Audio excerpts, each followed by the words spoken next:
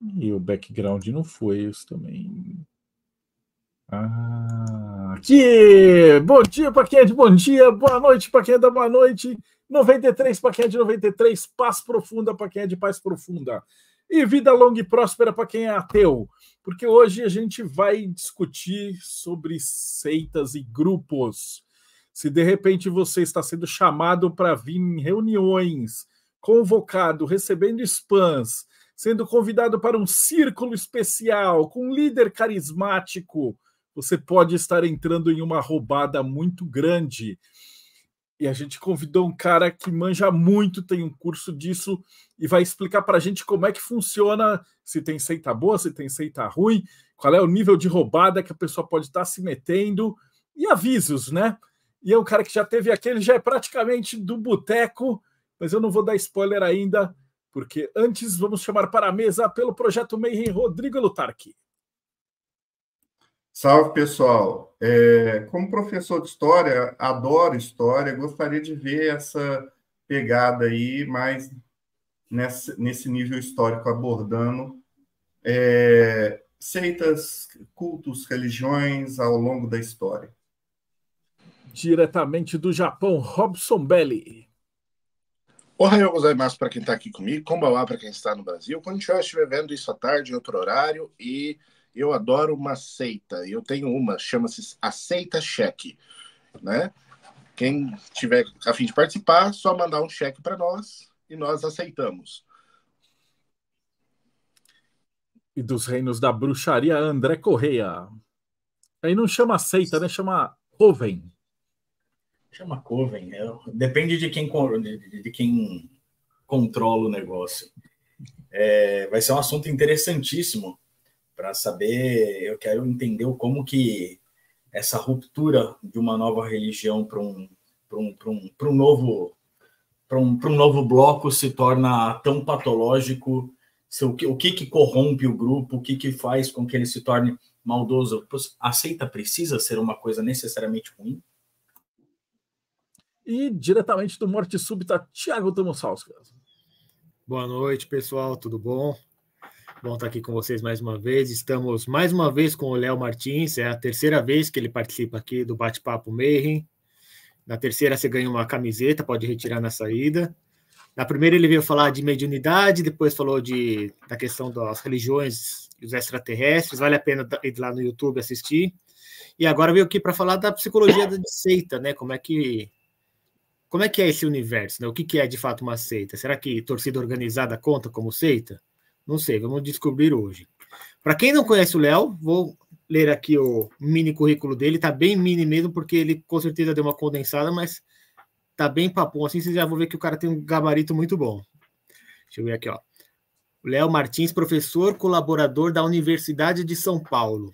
Possui graduação em psicologia, mestrado, doutorado, pós-doutorado, pesquisador de diversos laboratórios e núcleos de pesquisas da USP, da PUC de São Paulo. Vira e mexe no Morte Súbita, a gente compartilha as pesquisas que ele faz para o pessoal que precisa de responder questionários, a gente está sempre compartilhando lá, sempre tem muita coisa interessante. Ele é orientador de doutorado e mestrado, seus temas de pesquisa e de orientação são todos ligados à espiritualidade, religiosidade, alegações paranormais e sobrenaturais, crenças incomuns em geral, é tudo que a gente gosta, né? Seja bem-vindo, Léo. Pessoal, boa noite, obrigado pelo convite, é sempre um prazer estar aqui, sempre que vocês chamarem e eu puder, eu tô aí. Legal. Léo, você já esteve aqui antes, então, para contar a sua história, o pessoal pode voltar nos episódios anteriores, né? Então, já vou direto ao assunto, porque é um assunto que vai render bastante. E eu queria lançar essa pergunta inicial, depois com certeza vai ter mais e tal, mas o que é uma seita, afinal? Então, esse termo está caindo em desuso academicamente, mas eu vou apresentar a definição clássica e a definição que a gente vai trabalhar aqui hoje, vamos assumir aqui hoje. Classicamente, tem três coisas que vocês vão encontrar na literatura, da antropologia, das ciências sociais em geral, que são três termos que a gente tem que entender: religião, seita e culto. Classicamente, nos textos mais antigos, de décadas atrás, isso vai aparecer. E aí, tem uma espécie de ordem aí. Vamos pensar em religião primeiro, né? Que vocês conhecem bem, são sistemas organizados, com hierarquia, um sistema de crenças e ritos, que já é bem estabelecido socialmente, etc. Então, tá lá a religião. E aí, dentro daquela religião maior, tem uma galera lá dentro que, por alguma razão, sai. Um pessoal que está insatisfeito, um pessoal que discorda, por algum motivo político, teológico ou mais pessoal, juntam a meia dúzia ali e sai de dentro e funda um negócio novo.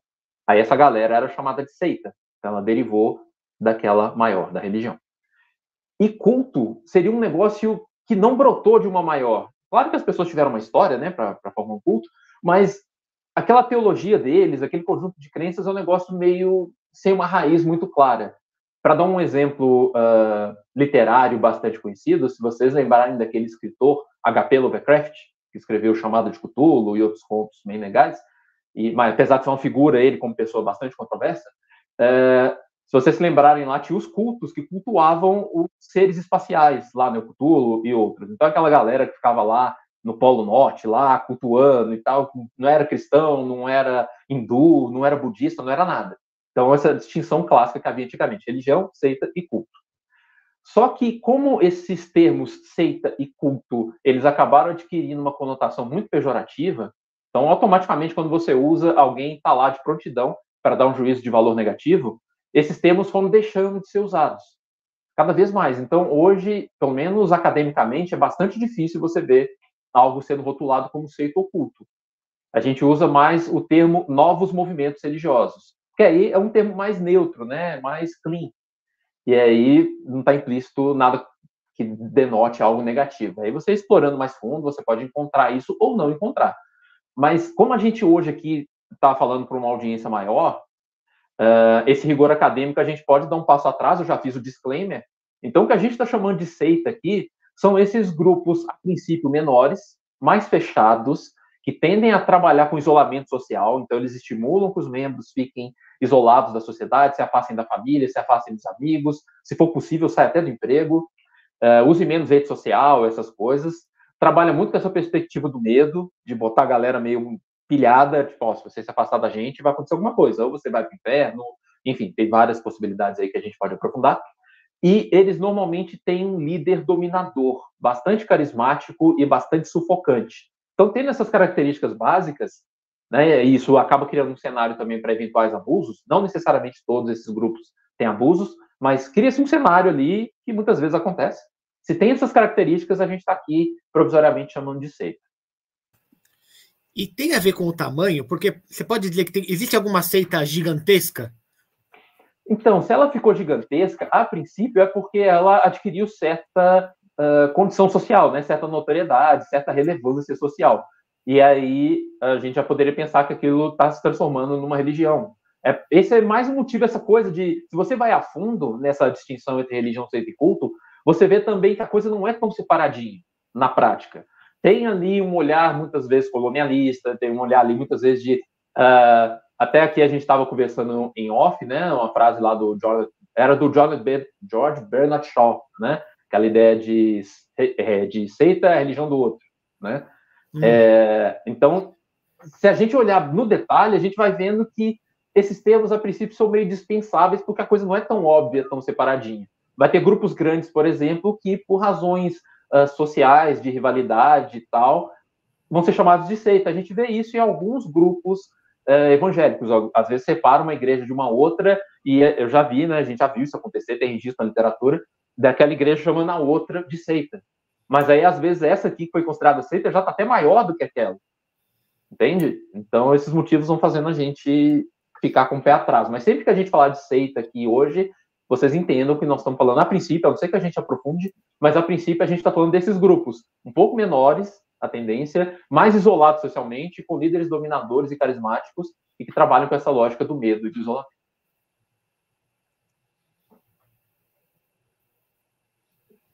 Como que uma pessoa entra numa roubada dessa? Como que começa esse processo? Então, cara, isso é um assunto interessante, porque aí já entra mais na minha área, né? Eu não sou historiador, né? Eu não sou nem da antropologia exatamente, apesar de eu estudar ciência da religião também, faço parte de um laboratório que estuda isso na PUC. Eu sou da psicologia, né? De origem. Então, essa parte está mais próxima, entender o perfil psicológico dessa galera. E aí a gente vê duas coisas. Uma é que, de fato, existem certas características que aumentam a probabilidade de uma pessoa entrar num grupo desse. Outra coisa é que essas características não são uma receita de bolo determinista. Então, às vezes, a pessoa tem todas essas características e não vai entrar, e às vezes a pessoa não tem nenhuma delas ou quase nenhuma e está lá por alguma razão. Tá? Então, tentem ver o que eu vou dizer agora, essas características, não como algo determinista, e sim como algo que aumenta a probabilidade. Bom, algumas dessas características são a pessoa ter um vínculo social frouxo, inclusive com a família. Então, se ela tem pouca rede de suporte, é uma pessoa meio marginalizada socialmente, sabe? Uma pessoa que sofre muito bullying, uma pessoa que ninguém gosta muito, que a família meio que despreza. Quanto mais desprezo, quanto mais falta de amarra social ela tem, maior a chance dela embarcar nessa. Porque uma das coisas que esses grupos fazem é aquilo que nos relacionamentos românticos a gente chama de love bombing, né? Uma tradução razoável é bombardeio amoroso, bombardeio de amor. Então, a pessoa é recebida, acolhida, abraçada, é dito para ela que ela é muito especial. Então, imagina, você é um pária, ninguém gosta de você, e de repente chega uma galera que fala, oh, vem aqui e tal, você é importante para nós, que bom que você veio, todo mundo abraçando, todo mundo beijando. É muito... Léo, isso pode ser feito nos dias de hoje via TikTok, né? A pessoa conversa e cria vídeos para criar essa falsa intimidade. Você está falando como uma espécie de recrutamento prévio virtual? É um recrutamento virtual, no sentido de que, como você falou, a pessoa está marginalizada, mas às vezes, hoje em dia, como a gente tem uma tribo global, pode ser um cara que está marginalizado, e aí de repente você fala, pô, estou aqui na igreja, ou estou meus pais, né? O cara se sente um pouquinho afastado, e aí de repente aparece alguém que fala assim, eu sou diferentão, eu sou satanista, eu sou muito louco e tal, e agrega esse pessoal, ele age totalmente imparcial, não precisa ser como era antigamente, né? Que a pessoa tinha que ir no meio da praça e falar as maluquices. Hoje em dia, no Instagram, no TikTok, essa pessoa pode aparecer extremamente carismática e apelar para essa pessoa que está isolada em casa. Com certeza, a gente está vendo isso acontecer com tribos urbanas diferentes, mas isso pode acontecer por qualquer via, porque a internet ela meio que não cria nada, né? Ela exacerba coisas que nós já temos mais elementares. Então, a internet multiplicou as possibilidades e a gente vê alguns desses grupos se multiplicando pela internet. Na minha pesquisa de doutorado, eu investiguei alguns desses grupos de perto, né? Eu me inseri, convivi com eles, morei com alguns deles, e deu para ver o tanto que, por exemplo, alguns deles usavam a estratégia de ridicularização. Então, como é que eles faziam? Eles falavam coisas muito absurdas na internet, às vezes na TV, e aquilo 99,9% das pessoas acha graça, aponta o dedo, ridiculariza. Mas tem aquele 0,1% que vai olhar e falar, interessante. E aí, esse 0,1%, em termos absolutos, é muita gente. Né? Como você disse, essa questão da aldeia global, o número de pessoas que você acessa é enorme. Então, se você chama a atenção, viraliza, vira meme, vai ter aquele 1% ali que vai... Isso é muito verdade. Desculpe interromper, Léo, mas quando eu tenho que falar isso, porque todo 1º de abril, no Morte Súbita, a gente coloca um post mais absurdo que a gente pode pensar. Coisa assim... mais absurda possível. A última vez foi a Reza Brava Quântica do São Cipriano. E todo ano tem gente que leva a sério, que pergunta, quer saber mais, onde é que eu encontro, quanto é que custa. É isso que eu tô dizendo.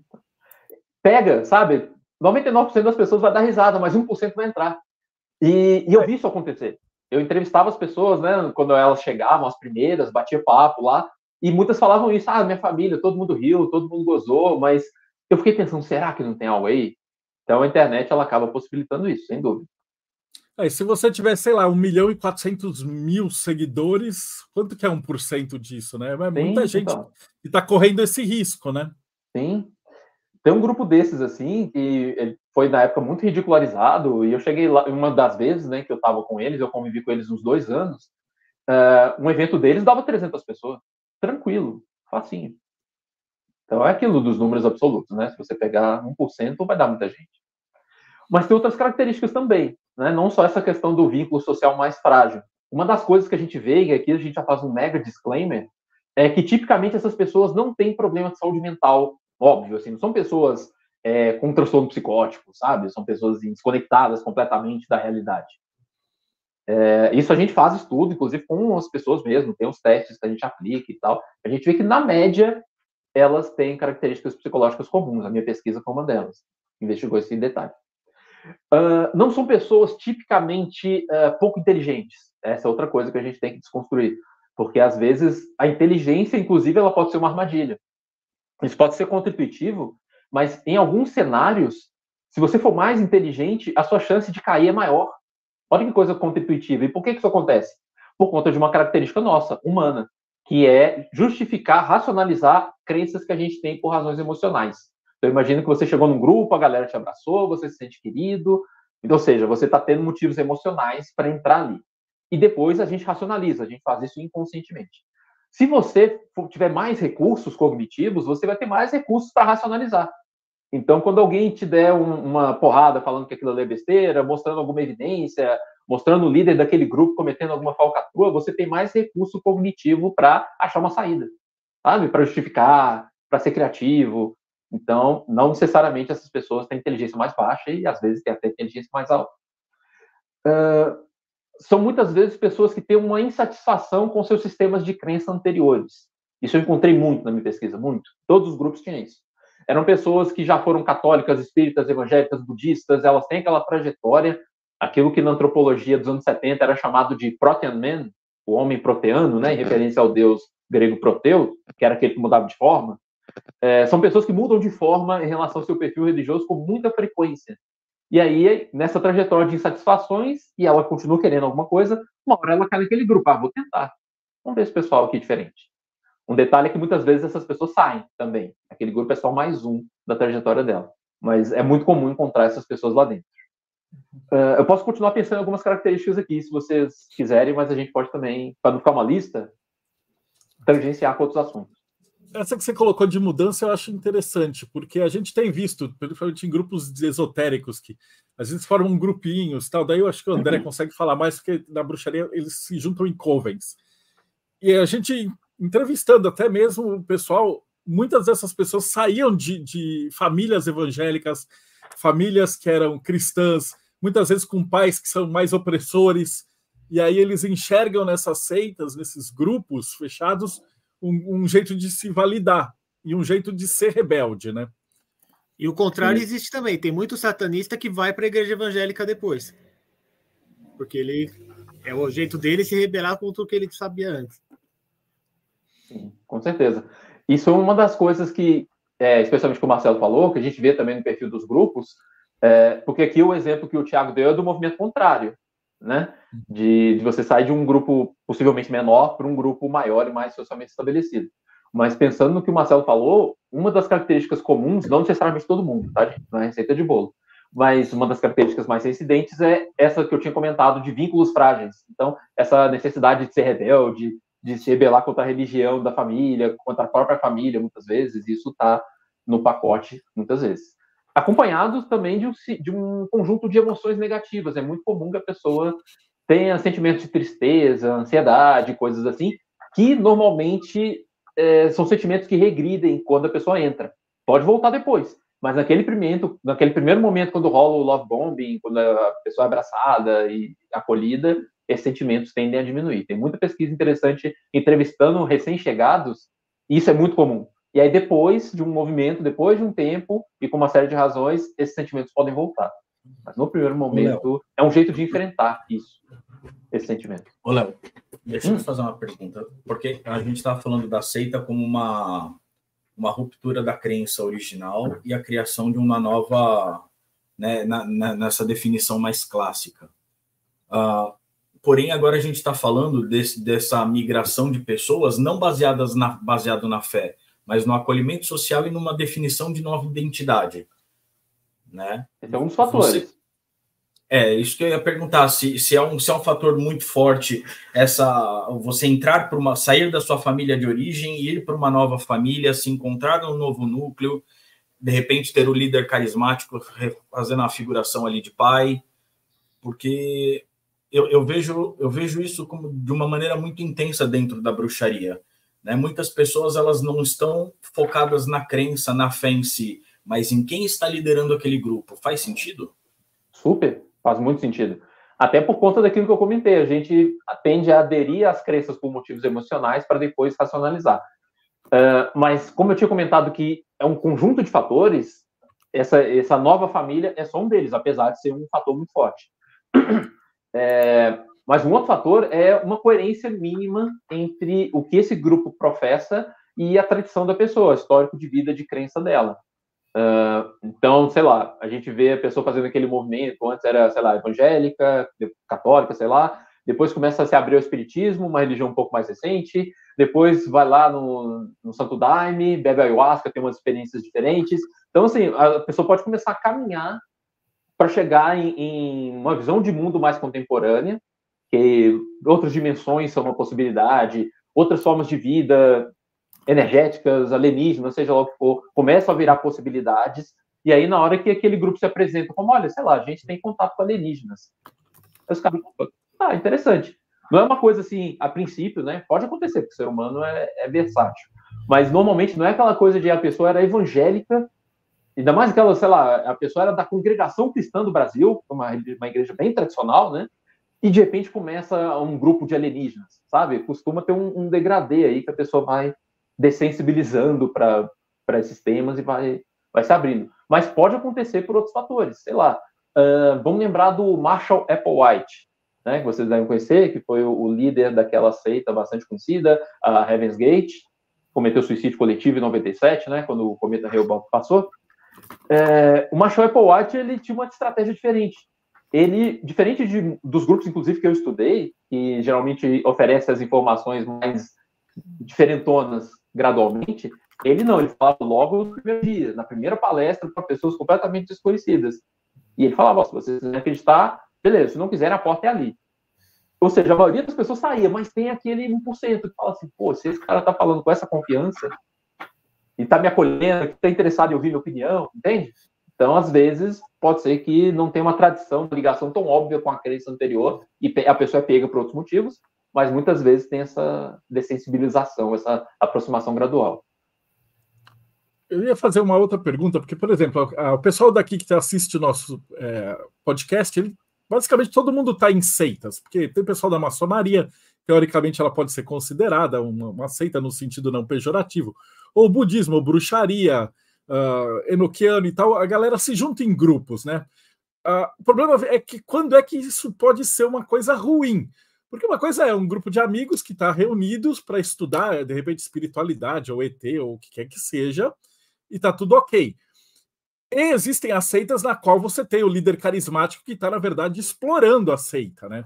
A gente tem casos aí dos Estados Unidos e fora que o cara é, sei lá, aqui a gente teve casos de pai de santo e pessoas que eram realmente picaretas e davam golpes, vendiam pactos, vendia objeto encantado e etc e tal, e a hora que a pessoa é exposta, ela fica sem fonte de renda e aí ela cria uma seita que você precisa pagar para entrar e mantendo o carismático.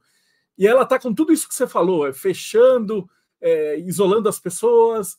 Então, como é que a pessoa pode saber se ela está entrando num grupo que é, sei lá, colecionadores de figurinhas de Magic, The Gathering, ou ela está entrando num lugar que, de repente, vai tirar o dinheiro dela, vai fazer ela dar grana, vai isolar a pessoa no sentido dessas seitas americanas mesmo, né? Por exemplo, aquela lá que tem um ator famoso de Missão Impossível, da vida e tal, que a coisa começa a ficar realmente perigosa. Pois é, tem alguns sinais de alerta que a gente costuma chamar atenção para eles, e a gente até perpassou por eles aqui, né? Então, o convite ao isolamento. Então, se o grupo pressiona demais para você se isolar, para perder o contato com a família, deixar o trabalho, deixar os seus vínculos sociais, todos esses sinais não necessariamente são um problema, mas aumenta a chance de ser. Tá? Porque essas pessoas muitas vezes entendem que o contato com o diferente abre possibilidades de ressignificação para a pessoa e ela pode ver coisas que acontecem dentro do grupo como abusivas, enfim. Então, em muitos casos, não necessariamente todos, os líderes já entendem que é preciso trabalhar o isolamento, e muitas vezes isso é uma das primeiras coisas que é trabalhada. Inclusive, a gente vê isso muito em psicologia. Uma das formas de você trabalhar a desconversão é justamente apresentar para a pessoa, mesmo que sem ser empurrando goela abaixo, mas dar à pessoa a oportunidade de ver pontos de vista diferentes. Isso aí, historicamente, é bem estabelecido. Então, sinal de alerta. Então, um grupo que é fechadinho, que ele gosta que você se isole, corte contato com a família, não veja muita internet, ver internet é pecado, ver pessoas que são de fora da sua religião é pecado. tudo isso começa a acender a bandeira de alerta. Um líder muito centralizador, aquele líder que é carismático, que é super poderoso, que faz super promessas, é o cara que vai limpar o seu espírito e vai te dar uma vaga no céu, seja onde for, e que parece ser um líder infalível, sabe? Aquela promessa de grande salvação, se você ficar só naquele caminho e não tem nenhum outro. Se você perceber que você tem que fazer muito malabarismo para justificar coisas que você vê lá dentro. Então, um dos motivos comuns de pessoas saírem é a percepção espontânea de incoerências entre aquilo que o líder fala e o que ele faz. Então, já cheguei a presenciar também dentro de alguns desses grupos. Um líder muito espiritualizado, falando de que pensamentos agressivos abaixam a sua frequência e te afastam dessa transcendência e tal. E aí ele vira para o lado e fala assim: rapaz, você pisou no microfone aqui, seu filho da... Entende? Então, se você percebe que você tem que fazer malabarismos para justificar as coisas, se você vê coisas estranhas e fica, não, mas isso deve ser outra bandeira de alerta. Se você vê dinheiro sendo envolvido, né, isso é bastante óbvio. Ideias que são muito controversas fora daquele grupo, e aquele grupo, aquilo é bem naturalizado, é outra coisa que tem que chamar atenção, porque, a princípio, né, qual é a chance de aquela ideia específica que está dentro daquele grupo ser correta contra tudo que a gente sabe ao redor, que às vezes é muito bem estabelecido, né? Sei lá, a gente vê grupos negacionistas, né? Muitos grupos, especialmente grupos bem fechados que eu tive chance de estudar, eram francamente negacionistas de várias coisas. Né? Então, tinha terraplanismo, tinha negação de ciência, tinha tudo que vocês pensarem, estava lá dentro. Pode ser que eles estejam certos? Até pode, assim, sabe? Não estou dizendo que a razão está só com a ciência, a razão está só na sociedade macroscópica. Não, pode ser, mas quanto mais aquele sistema de crenças é fechadinho e diferentão, que está reinventando a roda, maior a chance, a princípio, de erro, né? Porque a humanidade está aí batendo cabeça há um tempão em certas ideias e, de repente, vem a galera e propõe um negócio do zero, totalmente diferente, umas terapias muito diferentes e que muitas vezes flertam com o abuso, né?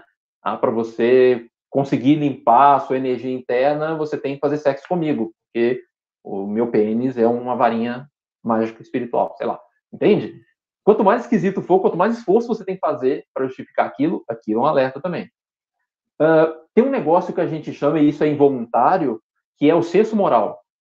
Isso a gente estuda em psicologia também, né? A diferença entre senso moral e consciência moral. Consciência moral é quando você consegue justificar, você consegue dizer que aquilo é errado, que viola os direitos humanos, sei lá. Senso moral é mais automático.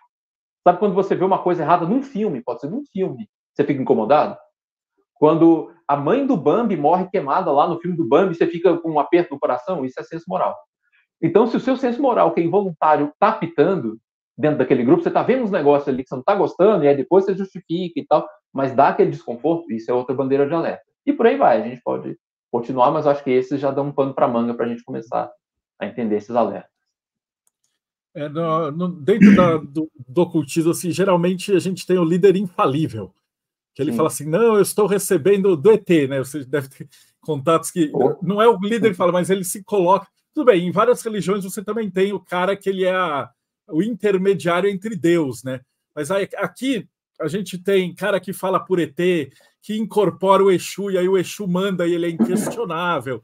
Gente que fala que é a encarnação de Aleister Crowley, encarnação de Blavatsky, tipo, para justificar que ele não pode ser questionado, né? E isso eu acho que é um negócio perigoso. Você podia comentar. E tem gente que nem justifica, apenas dá piti. Então, ele não vai fazer uma racionalização, foi uma canalização que eu recebi. Não, ele reage emocionalmente e você não pode questionar. Eu queria... Eu só ia amarrar uma coisa que o Thiago falou. Quando eu falo de racionalização, muitas vezes é do fiel. É claro que o líder pode racionalizar também, mas eu estou dizendo do fiel, ver coisas que conflitam, e ele mesmo faz um movimento interno de racionalizar. Entendi. Eu estou vendo você citar várias coisas sobre recrutamento, e eu tive recentemente numa reunião na Secretaria de Educação com o pessoal da segurança da inteligência. Eles têm uma agência que reúne todas as inteligências de todos as instituições e para trabalhar junto. E eles estavam falando sobre aquela questão de massacre em escola. Os grupos começaram a se reunir em grupos que surgiram, já existiam grupos de pessoas que compartilhavam crimes assim para estudo. Eram pessoas curiosas que estavam interessadas em crimes, aí eles iam lá, viam os autos, fotos e ficavam naquela investigação online lá. Tem umas décadas, começou a entrar muito adolescente nesses grupos e o interesse deles era somente ver foto de gente morta. Os adultos saíram, ficaram os adolescentes. Esse pessoal vai para a Deep Web e começa a se organizar lá. E o recrutamento é justamente com esse perfil que você falou.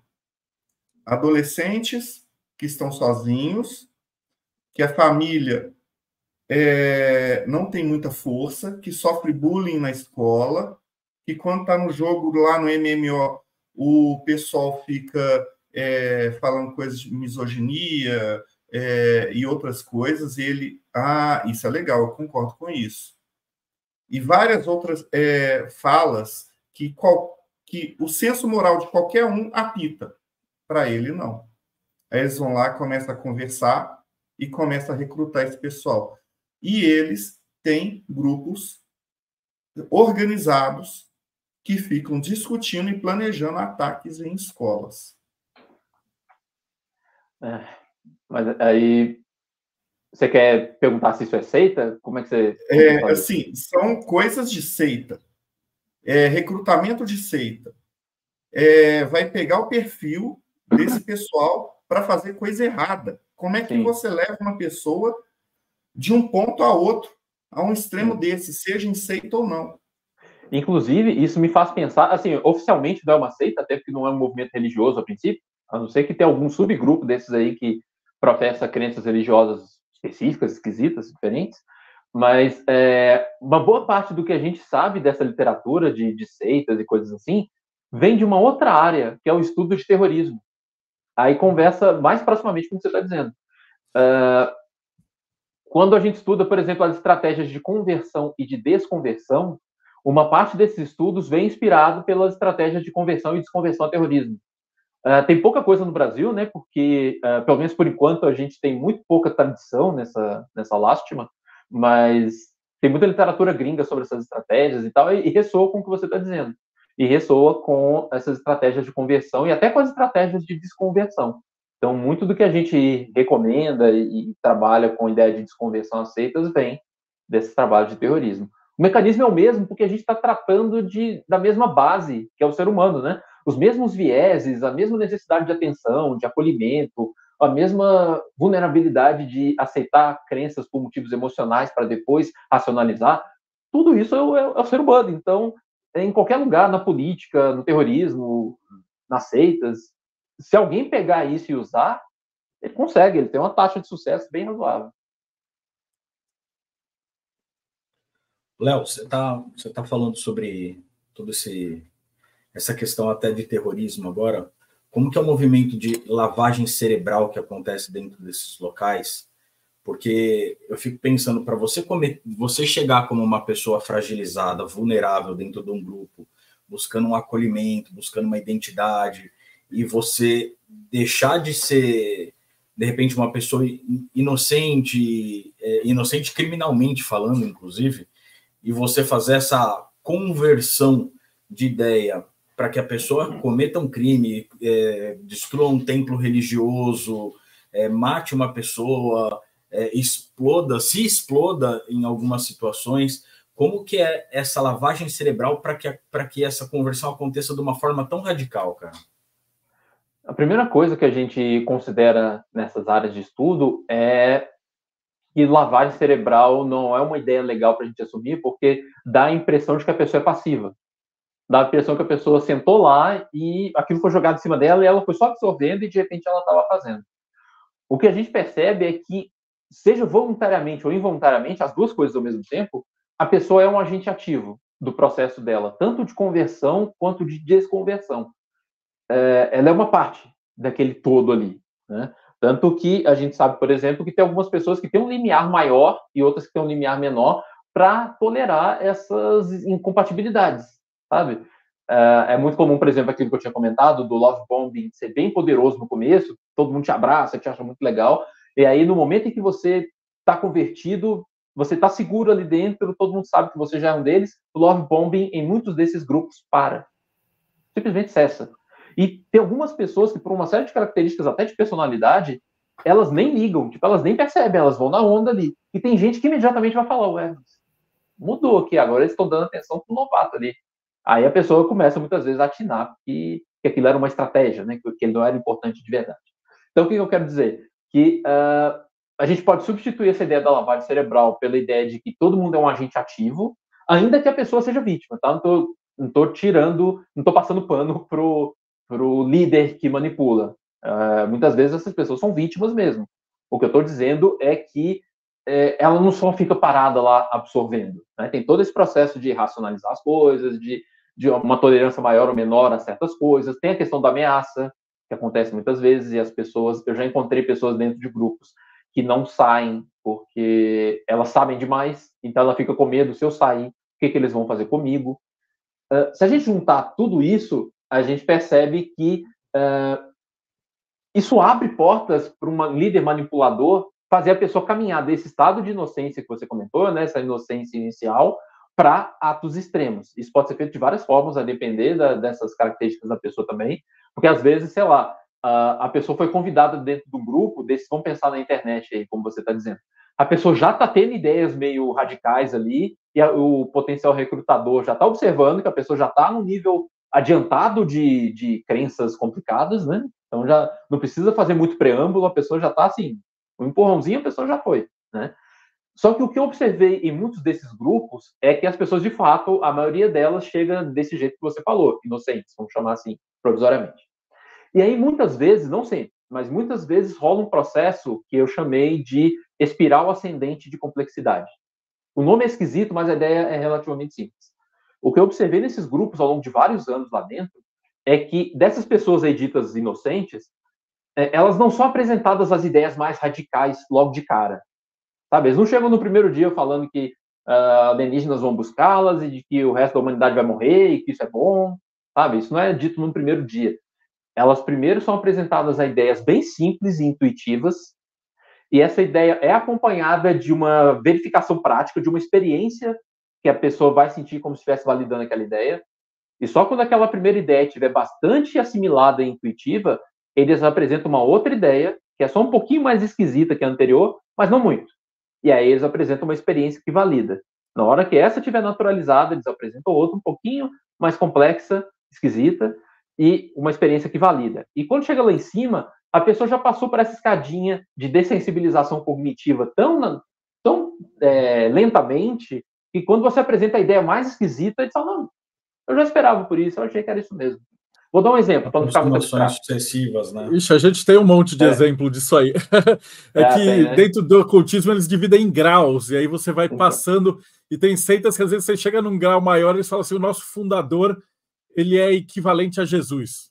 Sim. Então chega nesse patamar de maluquice. E pode acontecer aquilo, né, que você estava falando, né, de terrorismo, e chega lá no último grau e fala, ó, o máximo aqui é você morrer. E aí o cara fala, não, eu já esperava. Porque ele já passou por essa dessensibilização cognitiva até chegar lá em cima. E eu acompanhei isso dentro de alguns grupos, sabe? Não de terrorismo, mas da questão religiosa, né? Das crenças mais contra-intuitivas, mais esquisitonas, se vocês puderem imaginar. Eu acho que vocês imaginam bem, né? Vocês devem ter muita experiência com muitos tipos, né? Vocês têm uma bagagem gigantesca, então... Léo, deixa eu fazer uma pergunta para você do seguinte. A gente falou aqui de alguns casos extremos de terrorismo, do Heaven's Gate, de suicídio coletivo, mas eu queria que você falasse um pouco do quão perigoso é você envolver numa seita, mas na questão da cauda longa, sabe? Que a maioria das pessoas não vai se suicidar, vai ficar pagando mensalidade. Qual que é o perigo real para a maioria das pessoas? Bom, alguns perigos são o rompimento de laços sociais que realmente tendem a ser mais duradouros, né? Então, pensar em família, pensar na rede de apoio ali mesmo, né? Sei lá, de uma cidade pequena, igual eu já cheguei a testemunhar, pessoas ali que se conhecem desde criança, e aí muitas vezes substitui por esse grupo que naturalmente essa relação pode se desgastar. Tem umas pesquisas, inclusive, que sugerem que a maioria dos membros desses grupos de seitas saem. É altamente contra-intuitivo esse resultado, né? Que a maioria, mais cedo ou mais tarde, sai. Porque a gente tem aquela imagem de que a pessoa vai ficar lá presa para sempre. Mas pelo menos é o que alguns dados sugerem. E aí a pessoa sai, na hora que ela volta, tipo, às vezes já tá quebrado, né, cara? O vaso quebrou, né? A relação já não é mais a mesma. É igual o relacionamento depois que tem traição. Muitas vezes volta, não é mais a mesma coisa. Então, perder laço social, a coisa das perdas financeiras, obviamente. Então, tem vários casos que a gente conhece de roubadas seríssimas de gente que investiu para comprar terreno, né, em algum lugar, na sede lá, e aí o negócio era uma puta furada, e aí, obviamente, você vai ter que ralar muito para conseguir aquele dinheiro de volta, isso sim conseguir, dinheiro de doação, tudo isso, né? Então, a perda patrimonial, óbvio. A questão de saúde mental, porque muitas vezes rola isso em grupos mais abusivos, mais totalizantes e dominadores, a saúde mental ela dá uma melhorada no começo, como eu tinha comentado. Mas depois, com o acúmulo de abusos e coisas assim, a saúde mental vai degringolando, né? Então, muitas vezes tem esse custo subjetivo da saúde mental. Tem o risco da violência concreta, né? Então, muitas vezes abuso sexual, abuso físico, de violência, né? De porrada mesmo, enfim. Num desses grupos que eu estava, eles tinham uma estratégia, por exemplo, que ainda bem que eles pararam com isso quando eu cheguei. Assim, eu dei sorte, eu cheguei, sei lá, uns 2 meses depois que eles tinham parado com isso. Mas eles colocavam a pessoa num quartinho escuro e ela ficava lá dias trancada sem receber água, comida, nem nada. Sabe? E eu sou claustrofóbico, então já comecei, já ia dar ruim se eu fosse. Mas imagina uma pessoa com questões de saúde mental trancado no ambiente dessa ou passando por outros rituais que muitas vezes são fisicamente e psicologicamente extenuantes. Então os riscos são muitos. Físicos, mentais, sexuais, financeiros, sociais, de perda de laços. Os riscos são muito grandes. Mas não são todos os grupos, tá? Aquilo que eu comentei bem no comecinho. Uhum. Tem alguns grupos que a gente está nessa definição provisória chamando de seitas, em que as pessoas, a princípio, estão bem. É uma galera que está de boa. Então, assim, é claro que ali a gente está considerando líderes não abusivos, todo esse cenário, né? Um grupo só, uma galera que quer ficar isolada ali, não gosta muito de misturar mesmo, tem um preço a se pagar, mas pode ter um benefício ali, a pessoa está vivendo moderadamente bem. É que nem vírus, né? Os vírus que têm sucesso são ou aqueles que demoram para matar o cara, ou aqueles que se multiplicam muito rápido. Se você aceita, mata logo o cara no começo, ela não vai durar muito tempo. E tem alguns grupos, né? De novo, eu estou sempre problematizando o termo seita por causa disso. Às vezes a gente acha que vai fazer mal e tem grupo que faz bem. Essa é uma questão, sabe? Que a gente estuda muito. Tem grupo, mesmo um grupo mais fechadinho, que às vezes faz bem. Então, é a complexidade do ser humano, né? Cada caso é um caso. Mas as chances de fazer mal aumentam se tem essas características que a gente está comentando. Líder abusivo, etc, etc. E eu queria tocar num ponto que você falou, que é o medo de sair, que é a terceira haste ali. Que a gente já vê muito, principalmente porque, como você sabe, que envolve quimbanda, ou luciferianismo e não sei o que lá, e o cara fala que se você largar, vai ter morte, e aí o Exu vai pegar, e aí você vai ter problema. Então isso é muito comum de pai de santo, ou de chefe de seita e tal, ameaçar a galera que está lá dentro, principalmente se está cobrando alguma coisa de grana, que a hora que o cara percebe que ele está numa roubada, ele fala, eu vou sair, e a gente já viu pai de santo, mãe de santo ameaçar, fala, eu vou quebrar sua quartinha, e aí você vai perder o seu anjo da guarda, o seu Exu, a egrégora não vai mais te proteger. A egrégora não vai mais te proteger. Esse é tradicional. Eu já vi até que ameaçava os bichos de estimação da pessoa e tal, né? Então, como é que a pessoa que está numa seita, depois de ter assistido aqui, a gente está chegando em quase 45 minutos, o cara já percebeu que ele pode estar numa roubada, mas ele está com medo. Como é que você consegue vencer esse medo? Cara, vai depender do caso a caso, né? Porque, como eu te disse, eu encontrei casos de pessoas que tinham medo de sair porque elas realmente sabiam demais. Elas sabiam de esquemas que rolavam por trás ali, de como é que a grana rolava, como é que era distribuído, as estratégias. E sabe que a galera era barra pesada. Então, a pessoa tinha um medo, assim, que era meio justificável mesmo, sabe? Mas o que acontece na grande maioria das vezes, na cauda longa, é esse medo mais ligado ao sistema de crenças.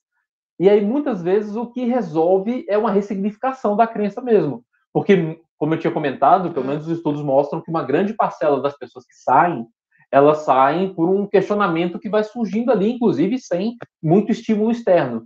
Não precisa ser muito, sei lá, a família martelando na cabeça da pessoa para ela sair e tal. Pelo menos, segundo as pesquisas, muita gente sai de forma espontânea. Tipo, ela vai percebendo a incoerência, não vai concordando com isso, aí vai somando com aquilo, chega uma hora que ela discorda de muita coisa e acaba saindo. Se ela já está ressignificando, dando um novo sentido para um conjunto daquelas crenças, para uma parte daquilo, isso abre a possibilidade dela repensar outras. Então, sei lá, se ela tem medo de uma prática do líder religioso que pode fazer mal para ela, se ela já está questionando uma parte e ela já está aberta à possibilidade daquilo não fazer tanto sentido, um convite a ela pensar será que essa ameaça também tem tanto sentido assim? Ou ela é tão questionável quanto todo o resto que eu já estou questionando, sabe? Não vai ter uma receita de bolo, mas eu lembro de um caso, tem muito a ver com isso, de uma galera que saiu de uma igreja, acho que tem até vídeo no YouTube desse pessoal, não cheguei a estudá-los e tal, estou só vendendo o peixe pelo preço que eu comprei. Era um pessoal que saiu de uma igreja e o líder falou, né, que elas não poderiam pisar fisicamente naquela igreja de novo, porque a igreja ficava guardada pela força de Deus ali, então elas saíram, ficaram amaldiçoadas, e elas jamais poderiam entrar novamente, fisicamente mesmo. Aí o que a galera fez? Começou a filmar eles mesmos entrando. Olha, vocês me conhecem, eu era da religião e tal, eu vou provar para vocês que dá para entrar sim, quer ver? Aí a pessoa ligava a GoPro lá e entrava, para provar, entende? Então, teve esse movimento de aquela crença específica ser enfraquecida pelo questionamento das outras crenças que estão ali. É claro que se a gente está falando de casos concretos de, sei lá, medo por conta de ameaças reais, assim, de físicas, que eu quero dizer, né? De morte, coisas assim, obviamente a gente sugere procurar ajuda, procurar polícia, etc, etc. Mas dessa parte mais das crenças, eu entendo que o grande caminho é a ressignificação, e a ressignificação é muito ajudada por você se permitir entrar em contato com outras pessoas e com outras realidades, com outras visões de mundo, porque elas provavelmente vão te ajudar a ressignificar aquilo, a ver que aquilo não faz tanto sentido, né? Se você está questionando essa ideia aqui, essa outra da ameaça também pode ser questionada igualmente. E até por isso que muitas vezes os líderes desses grupos não só atemorizam as pessoas para sair, como também quando elas saem, os líderes falam muito mal, eles descredibilizam muito a pessoa que sai, fazem uma campanha gigantesca contra essas pessoas, porque eles sabem o poder que essa pessoa tem. De, por exemplo... A gente já viu isso acontecer um monte de vezes. Então, o cara saiu e agora o cara tá bem, tá prosperando, tá tudo certo, não aconteceu nada daquilo que o líder falou, sabe? Então, é muito importante descredibilizar essas pessoas, desencorajar os fiéis a entrarem em contato com essa pessoa, e por aí vai. Maravilha. Pessoal, tem mais alguma que eu ia te perguntar, Léo, que agora falta a pergunta mais importante, que foi o jeito que a gente te achou, que vocês estão com um curso, era organizado pelo pessoal do outro canal dos ateus. E aí a gente estava olhando e falou, você tem. Então eu queria que você falasse um pouquinho mais desse curso do canal, de como é que faz o pessoal que está interessado para se inscrever. Então, o que aconteceu, o curso não é exatamente meu. Eu sou um dos professores convidados. Você é um dos professores. A nossa ideia era chamar todos, porque o assunto é importante. Principalmente porque a gente lida com diversas espiritualidades, né? Então a gente entrevistou 500 pessoas de praticamente 500 movimentos que seriam seitas, né? E as pessoas que estão nelas, às vezes ela fala, pô, isso é legal. E a gente tem um filtro muito cuidadoso de falar, olha, você está nesse lugar, mas você está sendo permitido de você estudar todas as matérias, e incentivando. E a gente achou isso super importante trazer vocês. E eu queria que você falasse mais da ideia, de onde surgiu, como é que vocês se juntaram, quem são os professores. Legal. Então, esse curso, eu não sei se vai abrir novas turmas, porque a gente estava eu fiz a primeira e a última aula do curso, e eram aulas ao vivo, né? Só que ficou gravado, então eu não sei como que isso vai ser disponibilizado depois. Mas um canal do professor Daniel Gontijo, né? Que é meu amigo próximo, é pesquisador que a gente trabalha junto e tal. Ele teve essa ideia desse curso, a Psicologia das Seitas. E aí eu dei 2 aulas e os outros professores deram uma aula cada um, alguns professores bastante conhecidos daqui do Brasil, dos estudos de religião, né, de psicologia da religião e de outras áreas da religião em geral. Então, o professor Wellington Zangari, da USP, o professor André Rizzi, que inclusive eu sou orientador de doutorado dele, ele deu uma aula sobre seitas orientais, ligadas à Índia e coisas assim, né? Deixa eu lembrar outros. Agora eu não estou me lembrando dos outros. Mas pegando movimentos diferentes, assim, galera da neoxamanismos e coisas do tipo, enfim. E aí foram setorizados assim. Mas falando tanto desse processo de conversão que a gente começou a falar, por que a pessoa entra, qual que é o perfil e tal, falando das especificidades de cada um desses grupinhos e depois como é que sai, né? Que foi a última aula que eu dei. Mas eu não sei se vai ter uma nova turma, como é que funciona, mas eu sei que as aulas ficaram gravadas, então pode ser que ele abra novas turmas. Pô, mas de qualquer jeito, como é que o pessoal te acha? Porque aí o pessoal vai te seguir, porque se abrir outra turma, você já está seguindo o Léo, já fica esperto. Legal. E fora que a gente dá outros cursos também, enfim, né? Aqui embaixo, aqui desse lado aqui, né? @ideltapsi lá no Instagram, vocês conseguem me encontrar e até uma boa ideia da gente bater um papo, porque a gente está batendo papo entre nós aqui, às vezes tem alguém assistindo, queria comentar alguma coisa, perguntar, eu costumo responder os directs. Então, entre em contato lá com a gente que a gente conversa. E eu falo muito nesse Instagram desses temas, sabe? De religiosidade, do sobrenatural, do paranormal, todos esses temas pelo viés acadêmico que eu pesquiso. Fantástico. Eu vou chamar para as considerações finais. Eu vou trazer aqui Robson Belli. Eu vi que o Robson abriu os olhinhos lá, que você falou que tem o cara que falou das seitas orientais e hindus. Depois a gente quer o contato, porque a gente vai trazer, porque são aquelas seitas muito diferentonas, né? E bem diferente do que a gente falou aqui, mas ao mesmo tempo igual, ia ser sensacional. Robson Belli. Bom, o Japão é cheio de seitas das mais diferentes formas, então é um assunto interessante para mim conhecer um pouco mais também dessa mecânica de seita, né? E esse papo é muito importante porque ajuda as pessoas a questionarem se onde elas estão é uma seita ou não, o comportamento dos seus líderes, né?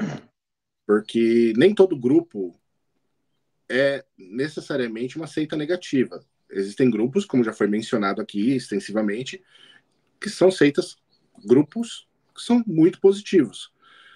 Então, vale sempre a pena esses questionamentos, essas provocações, para que a gente possa avaliar o comportamento daquelas pessoas que nós queremos à nossa frente, ou que nós colocamos à nossa frente em determinados grupos. Eu sou líder de grupo também, entendo a minha responsabilidade enquanto líder, e isso é muito importante. Esse bate-papo aqui é fundamental e eu gostaria de ver o nosso convidado retornando para falar um pouco mais do tema, né? Fundamental, parabéns. Obrigado, cara. Isso é muito legal mesmo. Assim, agradeço mesmo, foi maravilhoso ter ouvido, não fiz muitos questionamentos, porque concordei com a maior parte do que o nosso convidado disse em gênero, número e grau. Então, muito obrigado a todos. Quem quiser conhecer um pouquinho mais do nosso trabalho, acessa lá magiasagrada.com.br, enoquiano.com.br, mas quer mesmo conhecer meu trabalho? robsonbelli.com.br. Lá vai estar quase sempre atualizado e quase todos os meus projetos são para quase todo mundo. Então, é isso aí, pessoal. Muito obrigado a todos, né? E muito obrigado ao convidado. Espero que retorne mais vezes, porque, como já foi dito, ele veio algumas vezes anteriores e hoje foi mais uma vez muito agradável e com assunto muito interessante. É só chamar que nós estamos aqui, porque eu adoro vir aqui. André Correia, considerações finais. Léo, fantástico, cara. Conteúdo fantástico. Assim que estiver no ar, eu vou compartilhar isso assim, porque esse conteúdo precisa chegar em muita gente, porque eu creio que muitas pessoas acabam entrando nisso, não se dão conta, principalmente dentro na bruxaria, onde muita gente chega adolescente, pré-adolescente, vem com muito encantamento, muita fantasia, acreditando em pessoas, e eu vejo o quanto que as pessoas se corrompem no meio do caminho, são corrompidas, e a liderança na bruxaria é problemática. Então, esse conteúdo aqui é fantástico, fantástico mesmo. Espero te encontrar aqui e em outros lugares mais vezes, Brigadão mesmo. E se você quiser ver uma pessoa que anda contra, que nada contra a corrente na bruxaria e que divulga várias formas de se pensar paganismo e bruxaria, @André Correia Paganismo, entra lá no Instagram que você vai ver vários questionamentos que podem ser interessantes, ou não. Tiago Tamosauskas. Tem seita no Morte Súbita? Acho que isso só tem seita no Morte Súbita, né? Bom, queria agradecer o Léo, né, por ter respondido o nosso convite mais uma vez de estar aqui com a gente, ter trazido todo esse conteúdo acadêmico, poderoso e importante, porque essa questão das...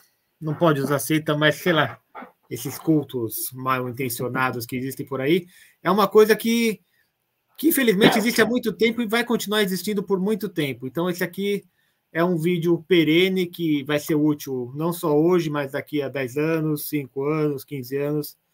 Essas coisas estão sempre acontecendo, a gente precisa ficar de olho. E convidar a galera para 2 textos que saíram esse mês no Morte Súbita que tocam nesse assunto. O primeiro é um texto sobre Cabala Clifótica, baseado no curso do Marcelo, que foca sobre como é que você identifica as seitas e os charlatões esotéricos em geral através de cada uma das Cliffords.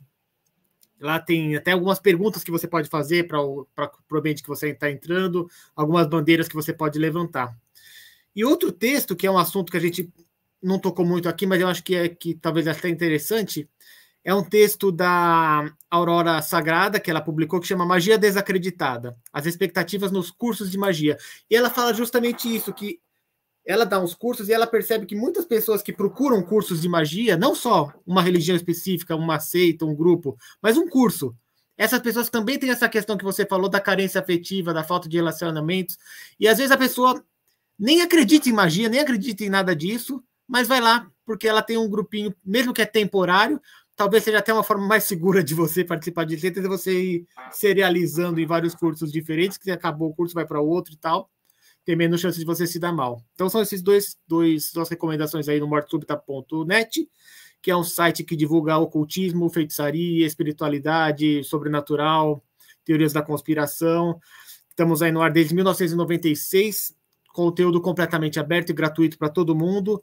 Quem quiser apoiar é no catarse.me/mortesúbita, porque daí, além do conteúdo, você tem acesso a um monte de ferramenta que a gente tem na nossa área interna, algumas ferramentas de estudo, de prática mágica, tem até alguns joguinhos lá com essa temática ocultista. Enfim, fica o convite aí. E uma última coisa, que talvez seja uma última pergunta para o Léo, que é uma coisa que eu observei no dia a dia, então eu não sei se tem uma validação acadêmica, uma validação científica, que é o seguinte: muitos líderes de seita, eles parecem ser personagens de ficção. Parece que ele tem uma vida paralela. Durante a seita ele é de um jeito, mas ele é de outra forma no seu cotidiano. Existe essa relação? Foi identificado ou é só uma coisa que não faz muito sentido? Até certo ponto, com certeza existe.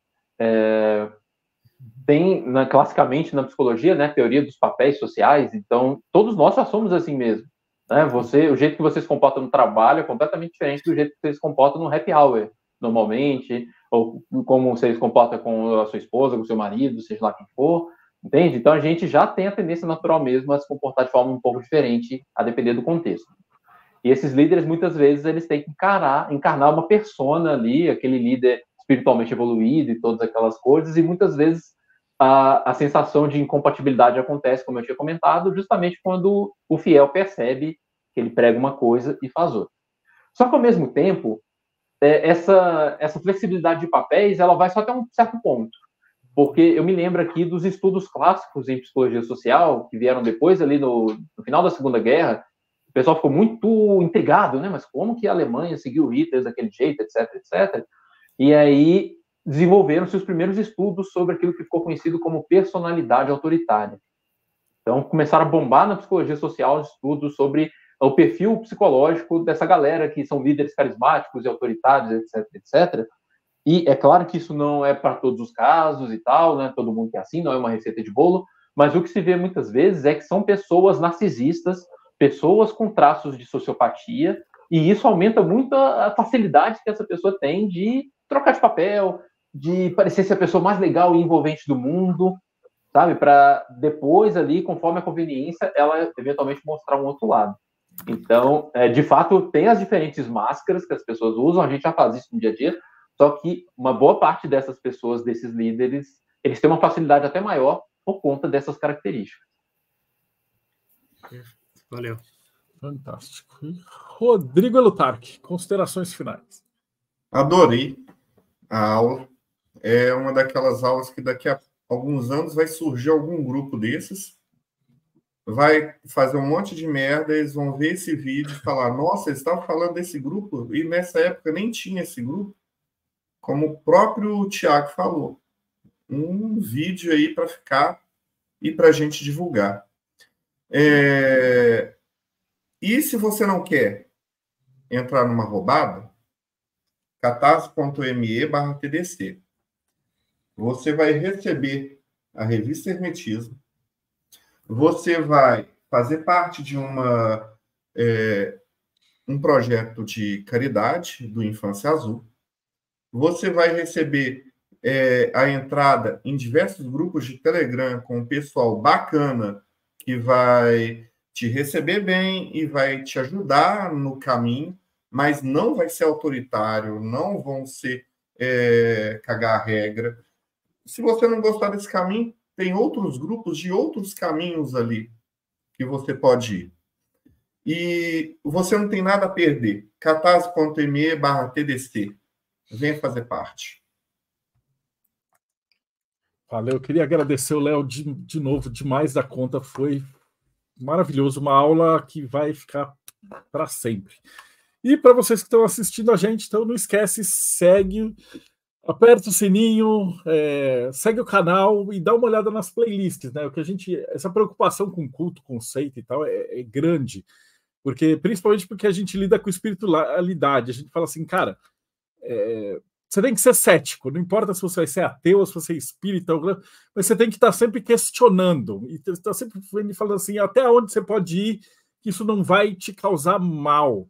Então, por isso que a gente aqui no meio é assim, a gente tá vendo, não é uma pessoa te entrevistando, Léo, são 5 pessoas de religiões diferentes, crenças diferentes, às vezes antagônicas, a gente acredita em coisas diferentes, mas é a convivência.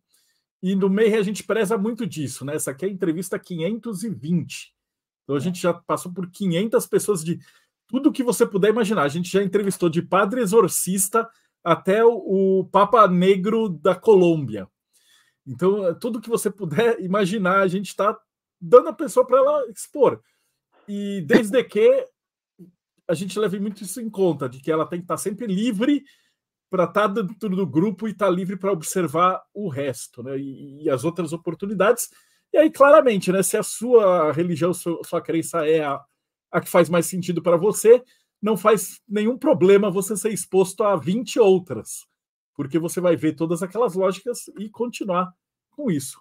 E, Léo Martins, suas considerações finais. Agradecer bastante vocês e renovar o convite para vocês irem lá no @ideltapsi, que a gente fala até de sonhos lúcidos, outros temas interessantes. E para fechar, acho que talvez uma ideia que, se eu pudesse sugerir, ainda mais que o público aqui é um público, como você disse, bastante variado, com convicções das mais diversas, eu gosto muito da introdução de um livro bastante conhecido, que eu não concordo com tudo que está ali, mas tem muita coisa muito interessante, que é o livro O Mundo Assombrado pelos Demônios, do Carl Sagan.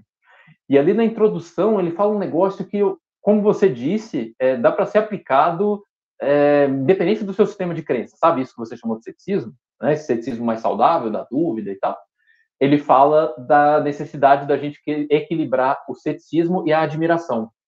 Tem as duas coisas, a capacidade de se admirar pelas maravilhas do universo, de se surpreender, de ver um negócio novo e não fechar os olhos para aquilo só porque aquilo é diferente, né? Fala, nossa, que legal, deixa eu ver isso aqui. Ao mesmo tempo, ter essa dúvida saudável de falar, será que é isso mesmo? Será que o pessoal verificou isso direito? Será que isso não pode ser explicado de outra forma? Então, esse equilíbrio entre a capacidade de questionar e, ao mesmo tempo, a capacidade de se admirar e de mudar de ideia e de descobrir coisas novas, talvez a base da ciência bem feita, e eu acredito que seja a base de uma espiritualidade saudável também. Fantástico. Eu vou finalizar com a frase do próprio Carl Sagan. Ele fala que o livro é a prova que o ser humano consegue fazer magia.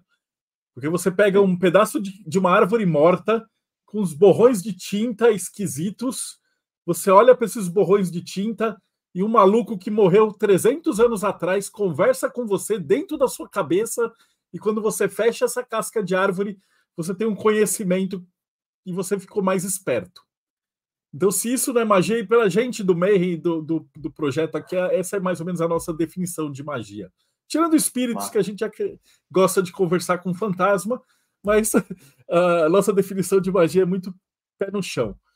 E agradeço a todo mundo e vocês que ficaram com a gente até agora. Então, não esquece, assina o canal, dá uma olhada nas playlists, vai ter um monte de coisa legal para você aprender. E a gente se vê aí de novo no próximo Boteco dos Illuminati.